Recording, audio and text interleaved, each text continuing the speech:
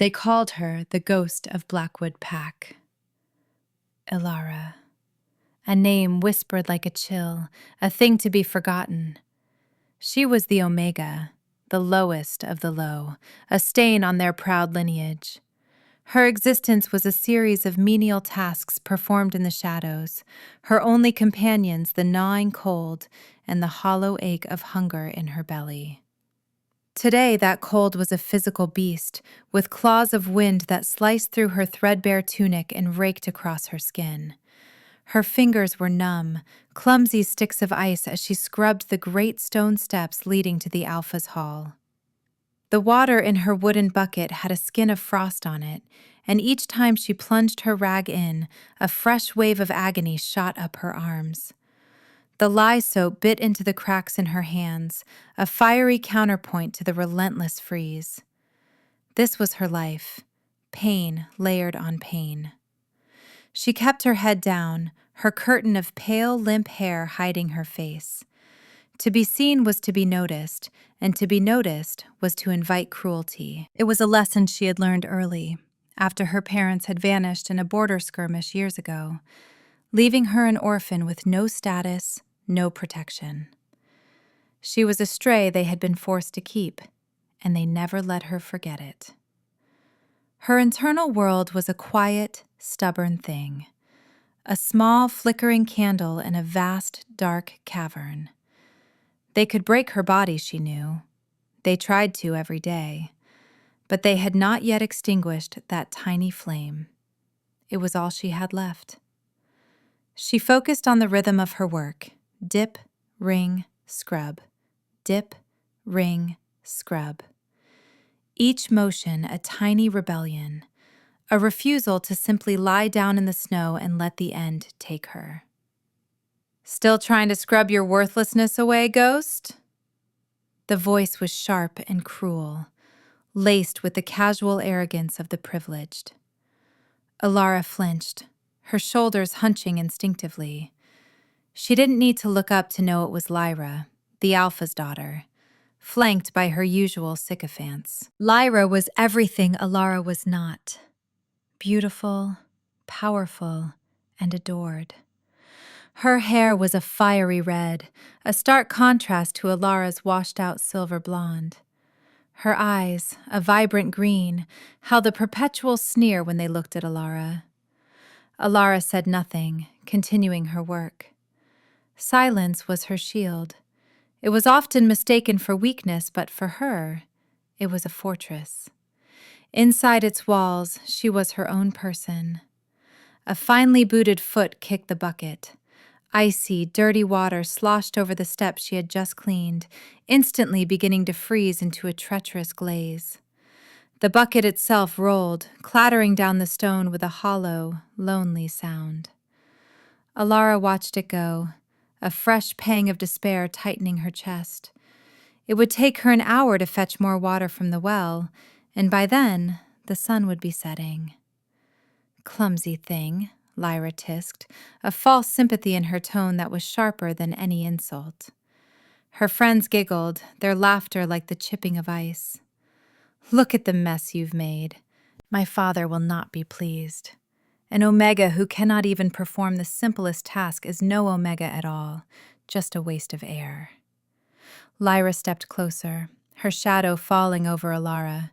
The scent of pine and expensive oils from her cloak was suffocating. "Perhaps we should just put you out. The coming storm is meant to be a bad one. It would cleanse the pack of its burdens." Ilara's breath hitched. She finally looked up, her violet eyes, usually so dull with exhaustion, flashing with a spark of fear. The storm. The elders had been talking about it for days. A fang of winter, they called it, a blizzard the likes of which hadn't been seen in a generation. Lyra's smile was a predator's. She saw the fear and she savored it. With a final, contemptuous shove that sent Ilara sprawling onto the newly formed ice, Lyra and her friends swept past her and into the warmth of the great hall, their laughter echoing behind them. Ilara lay on the frozen stone, the cold seeping into her bones, a deep and final chill. But as the humiliation and pain washed over her, something else stirred. That tiny candle flame inside her flickered, but it did not go out. She pushed herself up, her raw hands stinging as they pressed against the ice. She would get more water. She would finish the steps. She would survive this day. What she didn't know was that Lyra's words were not an idle threat. They were a promise. The sky turned the color of a bruise that afternoon. The wind began to howl, no longer just clawing, but shrieking like a tortured spirit. Snow began to fall, not in gentle flakes, but in a thick, blinding curtain. The fang of winter had arrived. Inside the great hall, the pack was gathered, the fires roaring, the scent of roasting meat filling the air. Alara was not with them. Lyra had been true to her word. With the Alpha's attention on preparations for the storm, she and two brutish pack warriors, Marcus and Fen, had found Alara in the scullery. They had dragged her out, her frantic struggles useless against their strength. They told her she was being exiled, a burden, a mouth to feed that offered nothing in return. Her pleas were lost in the rising wind. They dragged her past the edge of the village, into the deep, dark woods that bordered their territory. The trees were already heavy with snow, their branches like skeletal arms reaching for her. "The storm will claim you by midnight," Marcus grunted, his grip on her arm like an iron vice. He was a broad, callous man who had always looked at her with a mixture of contempt and a hunger that made her skin crawl. They shoved her forward and she stumbled, falling to her knees in the rapidly deepening snow. The cold was immediate, a shocking, breathless thing that stole the air from her lungs. "This is a kindness, Ghost," Lyra said, her voice thin in the wind, her face barely visible through the swirling snow. "A quick end is better than a long, useless life." Then they were gone. Their laughter was swallowed by the storm, leaving Alara utterly alone. The world was a maelstrom of white and gray. The wind tore at her, a physical force that threatened to rip her apart. Panic, cold and sharp, tried to claw its way up her throat. This was it. This was the end. They had finally done it. They had thrown her away. For a moment, she allowed herself to sink into the despair. It would be so easy to just lie here, to let the snow cover her, to sleep. But then, that stubborn, infuriating flicker of life inside her pulsed. No, not like this. Not as a piece of trash thrown out by them. She forced herself to her feet. Her legs were numb, her body shaking uncontrollably. She didn't know where she was going. There was no path, no light, only the blinding, howling white. She just knew she had to move. One foot in front of the other. Survival was a simple, brutal rhythm. The forest became a labyrinth of shadows and snow. Every tree looked the same. Every gust of wind sounded like a predator's snarl. Time lost all meaning. Was it minutes or hours? The cold was no longer just on her skin. It was inside her, in her bones, in her blood. Her thoughts grew sluggish, her movements clumsy. She stumbled over an unseen root, her body too weak to catch itself. She pitched forward, not onto the soft snow she expected, but into nothingness. The ground vanished from beneath her feet. She was falling. A cry was ripped from her throat, swallowed by the storm. The fall was short but jarring. She landed in a deep drift of snow at the bottom of a small, hidden ravine. The impact knocked the last of the air from her lungs.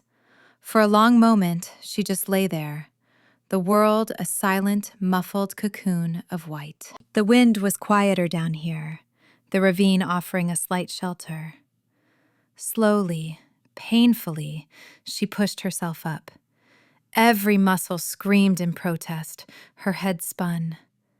And then she saw it. A shape in the gloom, not 20 feet away. A patch of darkness against the snow. It was huge, far larger than any wolf from her pack, and it was bleeding. A massive black wolf was lying on its side, its fur matted with dark, steaming blood. One of its forelegs was caught in the cruel metal jaws of a hunter's trap, the chain bolted to the rock face of the ravine. Its breaths were shallow, ragged puffs of mist in the frigid air. Its eyes were closed, its great body still. Fear was a primal instinct. Her mind screamed at her to run, to scramble back up the slope and take her chances in the storm. A wounded predator was the most dangerous thing in the woods, but her feet wouldn't move. She looked at the creature, at the crude iron trap, at the blood staining the pure white snow. She saw not a monster, but a fellow creature in its final, desperate moments. It was trapped. It was dying. It was alone, just like her. Something shifted inside her. The fear was still there, a cold knot in her stomach, but it was overshadowed by a surge of empathy so powerful it was breathtaking. She could not leave it here to die like this. If her life was to end tonight in this frozen wasteland, it would not be while turning her back on another's suffering. Slowly, cautiously, she took a step forward. The wolf did not move. She took another. Her own pain, her own impending death, seemed to fade into the background. There was only this creature and its agony. She knelt beside it, her heart hammering against her ribs. The wolf was even larger up close, a being of myth and legend. Its fur was the color of a moonless night. Even wounded, it radiated an aura of immense power, of ancient authority. This was no ordinary wolf. Her gaze fell on the trap. It was a vicious thing, its teeth sunk deep into the wolf's powerful leg. She had to get it off. Reaching out with trembling, frost-bitten fingers, she touched the cold, unforgiving metal. It wouldn't budge. She needed more leverage. Taking a deep, shuddering breath, she reached for the wolf's leg, intending to hold it steady as she tried to work the trap mechanism with her other hand. The moment her bare, frozen skin made contact with its warm, blood-matted fur, the world exploded. It was not a sound. It was a feeling, a cataclysm. A searing, white-hot heat erupted from the point of contact, a fire that did not burn but consumed. It shot up her arm, straight into her chest, colliding with her heart and setting her entire being ablaze. The cold vanished, replaced by a roaring inferno. A light, brilliant and blinding, flashed behind her eyes, wiping away the dark forest, the falling snow, everything. In that silent, white void, she felt a connection snap into place. A bond forged in fire and ice, ancient and unbreakable. And on the back of her right hand, a pain, sharp and exquisite, bloomed. She felt it as if she could see it, a mark being seared into her flesh, a symbol of impossible intricacy, a crystalline snowflake wreathed in silver flames. The light receded, the roaring in her ears faded, and she was back in the ravine, kneeling in the snow, gasping for breath. The world felt different, sharper. The air hummed with a power she had never known, and the wolf's eyes were open. They were not the eyes of a simple beast. They were molten gold, intelligent and ancient. They stared directly into her, seeing not the Omega, not the ghost, but the very core of her soul. And then, a voice echoed in her mind. It was not made of words, but of pure, undiluted intent. A feeling so powerful, it was a statement of absolute truth. Mine. Alara recoiled, scrambling backward through the snow, her heart a frantic drum against her ribs. Her hand. She looked down at her right hand. There, on her pale, frozen skin, was the mark. It glowed with a soft, silvery light, a perfect, impossible brand of a snowflake and fire. It was beautiful and terrifying. What was happening? What was this creature? The golden eyes of the wolf never left her. There was no menace in them now, only a raw, possessive intensity that was somehow gentle. Confused, terrified, and yet inexplicably drawn to him, Alara stared back. Her body was humming with a strange, new warmth, a foreign energy that flowed from the mark on her hand. Her mind, however, was a whirlwind of panic. This was magic. Dark, old magic that she had no part in. The wolf whined, a low, pained sound, and shifted its weight, rattling the chain of the trap. The movement brought her back to the present. The magic, the mark, the voice in her head. It didn't matter. He was still hurt. He was still trapped. Her fear warred with the overwhelming pull she felt towards him, this strange, magnetic connection that the mark had forged. The pull won. Pushing her confusion aside, she crawled forward again. I won't hurt you," she whispered, her voice hoarse and thin. "I want to help." The golden eyes watched her, unwavering. She reached for the trap again, her marked hand hovering over the mechanism. She could feel a strange energy thrumming from the symbol, a resonance that seemed to hum in harmony with the wolf himself. Placing both hands on the cold iron jaws of the trap, she pulled. Before, it hadn't budged. Now, infused with this new, strange strength, the metal groaned in protest. She pulled harder, a cry of effort tearing from her throat. With a loud crack, the spring mechanism snapped. The jaws sprang open. The wolf was free. It carefully pulled its mangled leg from the trap and let out a low sigh. It tried to stand, but its leg buckled, and it collapsed back into the snow with a pained grunt. He was still too weak. Exhaustion crashed over Alara. The burst of unnatural strength had drained her completely. She slumped down in the snow beside the great wolf, her body trembling from both cold and exertion. The blizzard still raged above the rim of the ravine, but down here, a fragile pocket of stillness had formed around them. She huddled into herself, trying to conserve what little warmth she had left. The wolf, seeing her shiver, dragged itself closer.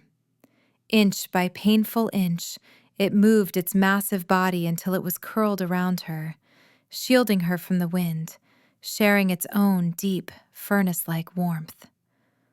Alara froze, every muscle tense.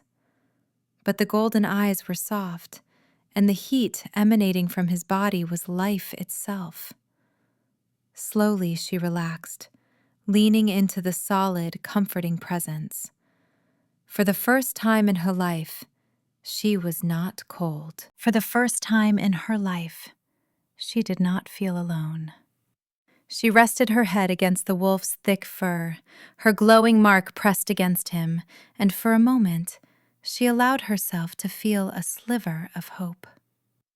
High above, on the rim of the ravine, a figure watched from the cover of the dense pines. Marcus. He had followed her, not out of concern, but with a morbid curiosity, wanting to be sure the job was done. He had seen the flash of light. He had seen the girl, the worthless Omega, somehow open the iron trap with her bare hands. And through a break in the swirling snow, he had seen the glowing mark on her skin. He didn't understand what he was seeing, but his greedy, ambitious mind knew power when he saw it. The Omega was not what she seemed. And the wolf, that was no normal wolf.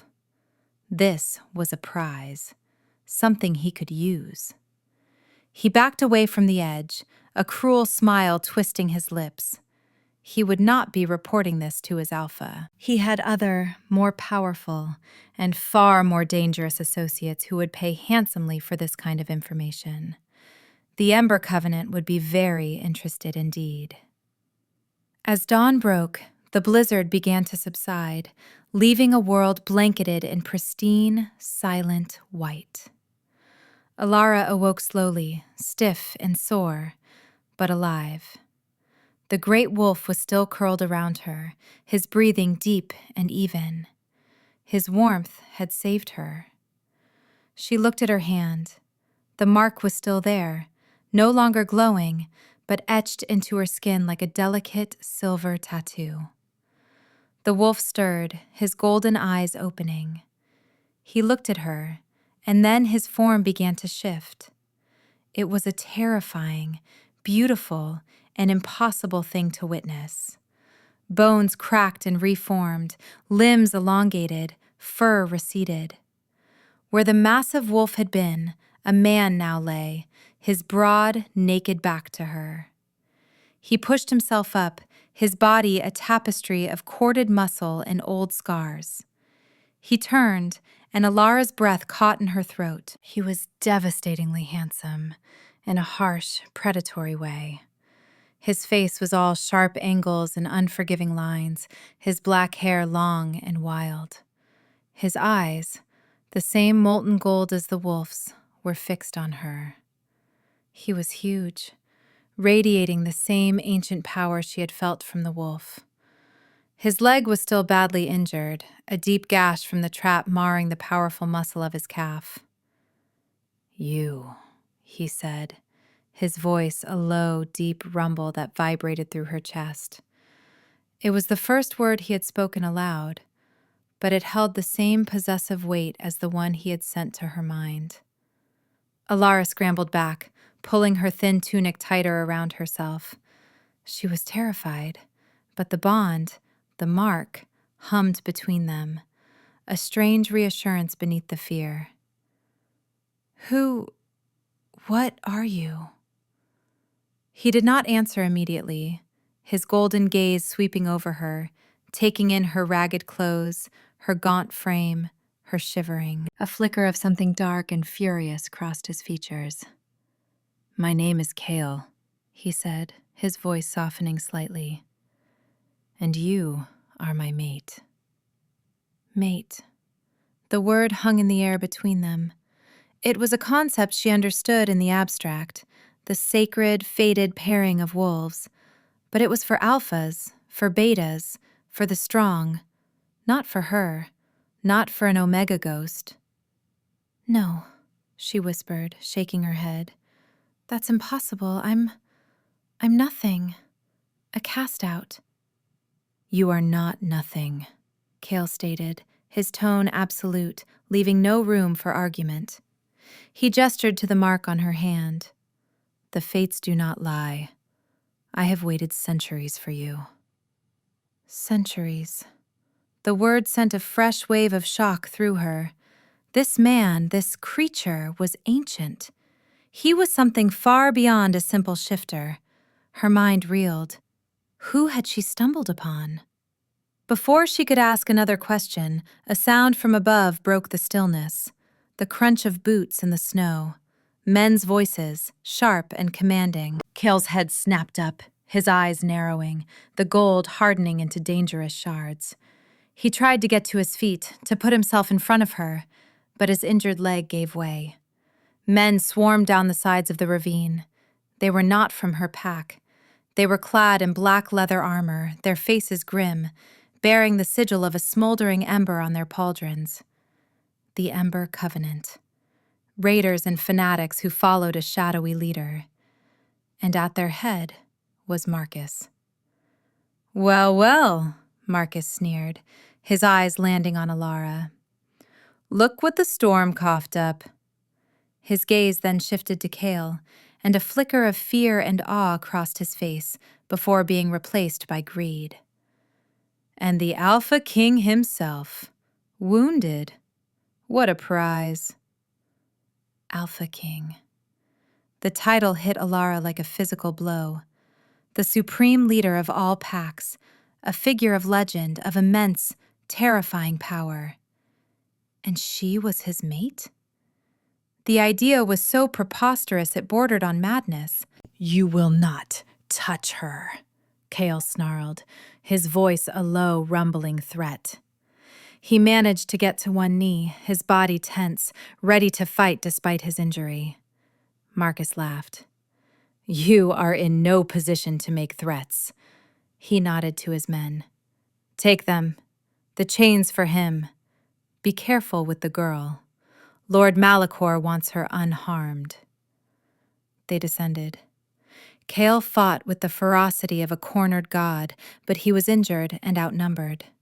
They swarmed him, using heavy silver-netted chains that sizzled and smoked where they touched his skin, sapping his strength. Alara screamed, trying to run to him, but two of the warriors grabbed her, their hands rough, their laughter coarse. They dragged her away, forcing her up the slope of the ravine. She fought, she kicked, she clawed, but it was useless. The last thing she saw was Kale, brought to his knees, wrapped in silver chains, his golden eyes blazing with a helpless, murderous rage, fixed solely on her. Then they were over the ridge, and he was gone. The journey was a nightmare.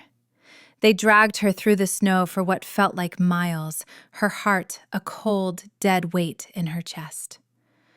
The warmth she had felt from the bond was gone, replaced by a hollow, aching cold that was far worse than any blizzard. It felt as if a part of her soul had been ripped away. They arrived at a grim, black stone fortress hidden deep in the mountains. It was a place devoid of life, wreathed in shadows and the scent of old blood. She was thrown into a small, windowless cell, the stone walls leaching any remaining warmth from her body. The heavy wooden door slammed shut, plunging her into absolute darkness. She curled into a ball on the floor, the despair a suffocating blanket. She had found a moment of warmth, of connection, of impossible hope, only to have it torn away. Kale, the Alpha King, her mate. It was all too much. He was captured because of her, and now she was a prisoner, destined for some terrible fate at the hands of a man named Lord Malachor. The old feelings of worthlessness came rushing back, stronger than ever. Lyra was right. She was a burden, a curse. She brought ruin to everyone she touched. Hours, or maybe days, passed in that suffocating darkness. The ache of the broken bond was a constant, physical torment. It was a cold fire in her veins, a hollowness in her core. It was loneliness made manifest. The door creaked open, spilling faint torchlight into the cell. A tall, elegant figure stood silhouetted in the doorway. He was handsome, with silver hair and eyes as black as obsidian chips. He radiated a cold, controlled power that made her skin crawl. So, this is the little stray the King of Kings has chosen, he said, his voice smooth as silk but cold as a grave. I am Lord Malachor, and you, my dear, are the key to my ascension. He stepped into the cell, circling her like a shark. You see, that mark on your hand is more than just a symbol of a fated pair. It is a conduit, a direct channel to the Alpha King's soul, to his power. An unfortunate design flaw, in my opinion. He has waited centuries for you, weakening himself with loneliness. And now, his greatest hope will be his undoing. Alara stared at him, her fear a cold stone in her gut. What are you going to do? Malachor smiled, a chillingly pleasant expression. I am going to use you. In a ritual, I will pour my own magic through your bond. It will be like a poison, flowing through the channel and into him. It will corrupt his power, overwhelm him, and allow me to sever his soul from its source. Then, I will take that power for myself. I will become the new king. He crouched down in front of her, his obsidian eyes boring into hers. Do not fret. Your part is simple. You just have to exist. Your only value is as a vessel, a worthless girl who stumbled into a destiny she could never comprehend. His words were poison, crafted to find every crack in her broken spirit, and they worked. Worthless, a vessel, nothing. It was everything she had been told her entire life. She squeezed her eyes shut, tears of despair finally tracing paths through the grime on her cheeks. The ritual will be at moonrise, Malachor said, standing up. Try not to die of fright before then. He swept out of the cell, the door booming shut behind him, leaving her once again in the crushing dark. She was at her lowest point. All hope was gone. She was a tool to be used in the destruction of the one person who had ever shown her warmth. The pain of the bond intensified, a sharp, stabbing agony in her chest. She cried out, a thin, broken sound. And then, through the pain, a thread of warmth. Faint, distant, but undeniable. It was him. It was Cale. A whisper in her soul, a touch across the void.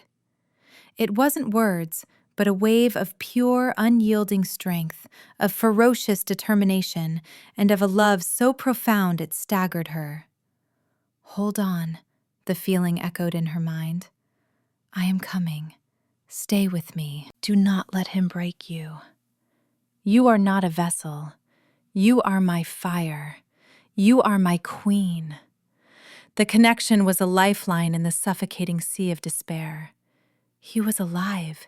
He was fighting. He was coming for her.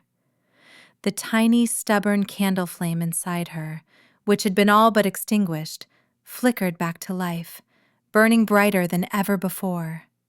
She was not worthless. He saw her. He believed in her. And she would not fail him. She would hold on. The guards came for her as a sliver of moonlight pierced a high grate in the corridor. They dragged her from her cell, up winding stone stairs, and into a vast, cavernous chamber. The air was thick with the scent of burning herbs and ozone. In the center of the room was a black stone altar, carved with dark, twisting runes. Lord Malachor stood beside it, dressed in ceremonial robes. Cale was there too. He was chained to the wall opposite the altar, the silver of his bonds glowing faintly in the torchlight. He was bruised and bloodied, but his golden eyes were fixed on her, blazing with untamed fury. When their gazes met, the bond flared between them, a silent conversation of desperation and promise. Let her go, Malachor. Cale's voice was a low growl, shaking the very stones of the chamber. This is between you and me.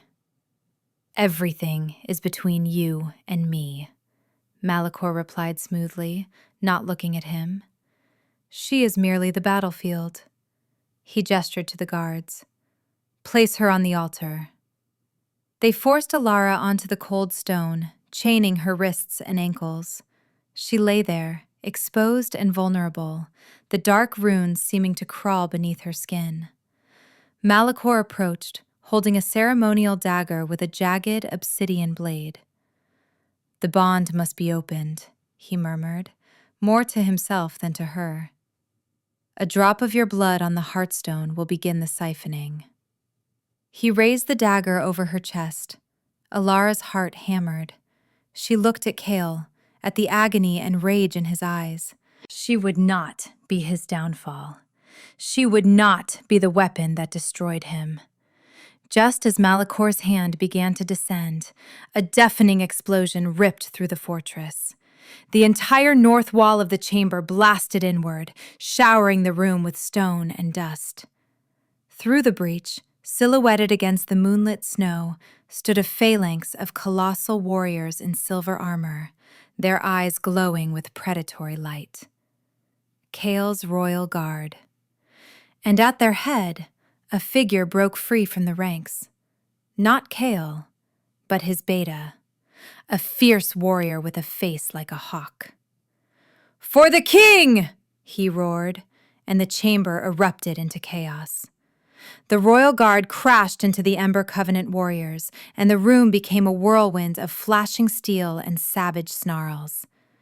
Malachor, his face contorted in a mask of pure rage at the interruption, spun away from the altar. "No, you will not ruin this!" He ignored the battle, his focus narrowing on his true target. He lunged toward Kale, a black, shadowy energy coalescing around his hands. He would finish the king himself. Kale met his charge, his chains straining. With a roar of impossible strength, he snapped one of the silver links holding him to the wall, giving him just enough room to maneuver. They clashed. It was a battle of titans. Kale, even wounded and partially chained, was a force of nature. Malachor was his equal in cunning and dark power. They fought with a ferocity that seemed to shake the foundations of the fortress. Alara watched, helpless on the altar, her heart in her throat. She saw Kale take a blow, a blast of shadow magic that sent him staggering back. He fell to one knee, coughing, a trickle of blood running from his lips. His golden eyes flickered. Seeing him fall, seeing him hurt, something inside Alara broke. It was not a gentle crack, but a violent, shattering explosion. All the fear, the pain, the years of humiliation, the crushing despair, and the fierce, brilliant, protective love she felt for Kale. It all ignited at once. The mark on her hand blazed with a light so bright it was blinding. It was not heat that erupted from her. It was cold. A cold so absolute, so pure, it was like the heart of a winter star. A wave of brilliant, crystalline light and soul-deep frost exploded from her body. It swept through the chamber in a silent, unstoppable tide. The Ember Covenant warriors, caught in the blast, were frozen instantly, their faces locked in expressions of shock, becoming statues of black ice. The wave washed over the royal guard, but it did not harm them, passing through them like a cool, cleansing wind. It slammed into Malachor, blasting him off his feet and sending him hurtling across the room to crash against the far wall. The chamber fell silent, save for the crackling of the torches. Alara sat up, the chains that held her to the altar shattering into dust. The power, this incredible freezing light, still coursed through her veins. It felt right. It felt like her. She stood, her bare feet steady on the cold stone floor. Her ragged tunic seemed to shimmer with an inner light. She was no longer the ghost of Blackwood. She was something more. Malachor pushed himself up from the rubble, his robes torn, his face a mask of disbelief and fury. What is this? What are you? Alara met his gaze, her violet eyes now glowing with the same silvery white light that emanated from her body. "You called me worthless," she said, her voice clear and strong, echoing with a power she had never known she possessed. "A vessel. Nothing." She took a step toward him. "I am Alara." Another step. "And I am his queen." She raised her hand, the mark of the snowflake and flame shining like a star. A focused beam of pure, concentrated frost, of soul ice, shot from her palm. Malachor cried out, raising his hands to shield himself with shadow magic, but it was useless. The light struck him and he froze. Not just his body, but his very essence. He was encased in a tomb of unbreakable, eternal ice, his face a permanent monument to his own stunned hatred. The battle was over. The silence that followed was profound. Cale, who had pushed himself to his feet, stared at her, his golden eyes wide with awe, reverence, and a love so deep it made her breath catch. He crossed the room in 3 long strides, ignoring his injuries, ignoring his guards who were now kneeling in her presence. He stopped before her, reaching out not with force, but with a trembling gentleness, and cupped her face in his large, warm hands.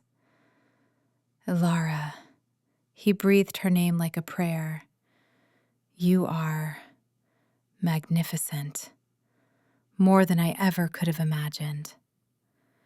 Tears welled in her eyes, not of sadness, but of overwhelming relief and a joy so fierce it was painful. She leaned into his touch, finally, truly safe. Finally home. I thought I had lost you, she whispered. Never, he vowed, his voice thick with emotion. Not in 1,000 lifetimes. He lowered his head, his lips meeting hers in a kiss that was both a tender reunion and a fierce claiming. The bond between them flared, a supernova of light and warmth that healed the last of the cold ache inside her. He pulled back slightly, taking her right hand, the one with the glowing mark. He turned it over and pressed his lips to the center of the symbol. A jolt of pure energy shot through her, and she gasped. The snowflake mark blazed with an almost unbearable light. As it did, she felt a searing heat on Cale's chest. She looked down. Through the tears in his tunic, over his heart, a new mark was burning itself into existence. A mark that was the perfect inverse of hers. A roaring, silver flame with a heart of ice. The bond was complete. Not a one-way channel, but a perfect, unbreakable circle. He was hers, just as she was his. Days later, the world felt new. They had returned to Cale's citadel, a breathtaking fortress carved into the peak of a mountain, its towers piercing the clouds. Elara had been given warm clothes, nourishing food, and a room with a balcony that overlooked the entire world. But her favorite place was by Cale's side. He had tended to her with a gentleness that still made her heart ache. He had listened as she haltingly told him of her life, his golden eyes growing darker with every mention of cruelty she had endured. He had held her as she cried for the girl she had been, and he had promised her a future she could never have dreamed of. Now she stood beside him on the grand balcony, overlooking the central courtyard where his entire court, his people, thousands of shifters from all the allied packs, were gathered. She wore a gown of midnight blue that shimmered like the star-dusted sky, and her pale hair had been brushed until it shone like spun silver. She was nervous, her hands trembling slightly. Cale took her hand, his touch instantly steadying. "They will love you," he murmured, his voice for her alone. "How can you be sure?" she whispered back, the old doubts dying hard. "I am no one." "You are my mate, my queen," he said, his gaze intense. "And you saved us all. You are everything." He led her to the edge of the balcony. He raised their joined hands, and a hush fell over the massive crowd. "People of the North!" Cale's voice boomed, imbued with his alpha power, reaching every corner of the citadel. "For centuries, our throne has had but one ruler.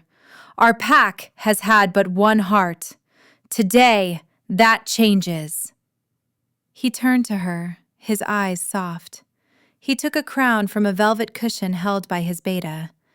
It was not a heavy golden thing, but a delicate, beautiful circlet of woven silver and moonstones that seemed to capture the light of her own power. "Today, he proclaimed, his voice ringing with pride and love. "We have a queen." He gently placed the crown on her head. It settled perfectly, feeling not like a weight, but like a completion. The crowd below was silent for a single, heartbeat-long moment. Then they erupted. A roar of approval, of joyous howls and thunderous cheers shook the very mountain.